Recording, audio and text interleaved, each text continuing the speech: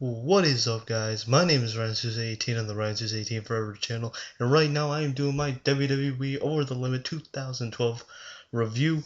We start off with the preview of Over the Limit, or the pre-show, I should say, with Kane versus Zack Ryder. Pretty good match. Ryder has been jobbing now. He's back in the jobber status.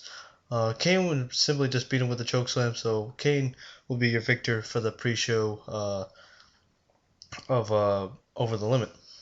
Then we would have is a battle royal. I think it was a 20-man battle royal, consisting of such superstars as William Regal, Tyson Kidd, Tyler Rex, David Otunga, Kurt Hawkins, JTG, and amongst others. And also Christian returning to the ring once again, and Christian would win the battle royal. And this was all set because of Santino Marella and Cody Rhodes arguing about which title was more prestigious, and the winner of the battle royal would get to choose either to face the Intercontinental Champion Cody Rhodes or the United States Champion Santino Marella. So Christian would pull off with the victory, and then he would later state that he wanted to face Cody Rhodes.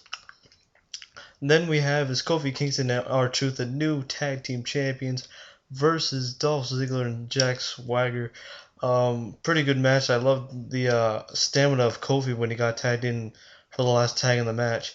And Kofi would win with the mid-air Trouble in Paradise to Dolph Ziggler. I mean, that was very shocking, and I jumped off my seat on that one. That was pretty amazing. So congratulations to Kofi and R-Truth for pulling off with the victory. Then we would have is Layla versus Beth Phoenix for the Divas Championship. Pretty much Beth Phoenix wants revenge after she had suffered an injury, so Layla had to take her place last month at Extreme Rules. So Layla would retain with the neck breaker, and during that whole match, Beth Phoenix would of course target the knee of Layla, since it had surgically been repaired over the past number of months before she returned. So Layla would retain by using her patented neck breaker. Then we would have the fatal four-way match between Sheamus, Randy Orton, Alberto Del Rio, and Chris Jericho. What a good match.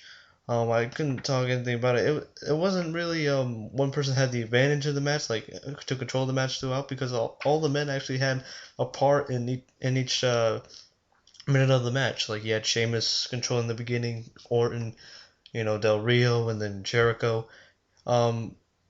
At the end, Orton would hit the RKO on Alberto Del Rio. Then Chris Jericho would hit the code breaker on Sheamus. Then RKO to Chris Jericho. Del Rio another RKO.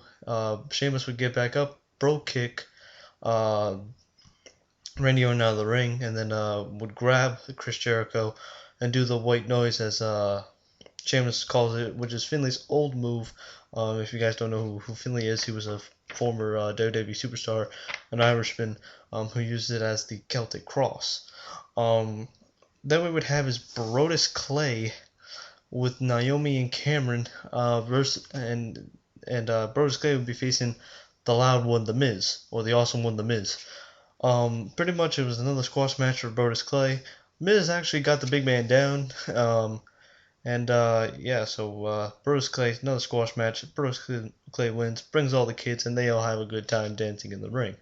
Then we would have Christian versus Cody Rhodes. Cody Rhodes did a pretty good job in this match, but Christian overcame it with the kill switch, and Christian is your new IC champion, or Intercontinental champion. Then we would have CM Punk shoots a promo talking about how Daniel Bryan and him used to know each other for about 10 years. They used to wrestle in the ROH. He didn't state that, but that's what he basically means. And he made impressions of Vince McMahon saying, who the hell is Daniel Bryan and who the hell would be CM Punk? And then he would eventually have his head explode. Then we would have AJ at the end pro wishing Punk good luck in his match. Then we would have the actual match between CM Punk versus Daniel Bryan for the WWE Championship. Mixed reactions from the crowd, both one side chanting "Let's go Bryan," and then the other side chanting "Let's go Punk." A lot of reversals in this match, going with counters, with finishers to regular holds, kicks to the side of the head. Daniel Bryan and CM Punk put on a clinic. They're very technical superstars, so they're very submission-based wrestlers. We had the figure four applied. We had I don't think the Anaconda Vice was applied. I could be wrong on that. But when CM Punk had jumped through the ropes, Daniel Bryan had apparently injured his knee or his leg. And Daniel Bryan would actually put the yes lock on Punk, and Punk would reverse it, doing a side roll up or a side pin, and would win the match. But apparently Daniel Bryan thought that he had tapped during the 1-2-3 count and thought that he had won the match, but CM Punk actually tapped out after the 3 count was made, so CM Punk is still your WWE champion. Then we would have as the main event John Cena versus John Lautinaitis. If John Lautinaitis loses, John Lautinaitis would be terminated and no longer be the general manager of both Raw and SmackDown.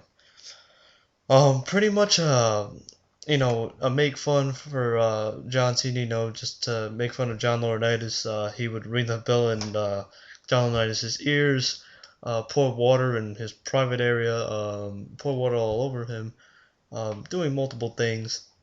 And then he would John Lautinaitis would actually have an advantage in the match by getting a steel chair and hitting Cena in his injured arm, where Brock Lesnar had used the Kimura a month ago on him, which had injured John Cena's arm. And John Lautinaitis would get the advantage of the match. And then John Lautinaitis would actually pick up his bags and go. Well, not pick up his bag, pick up himself and then try to leave.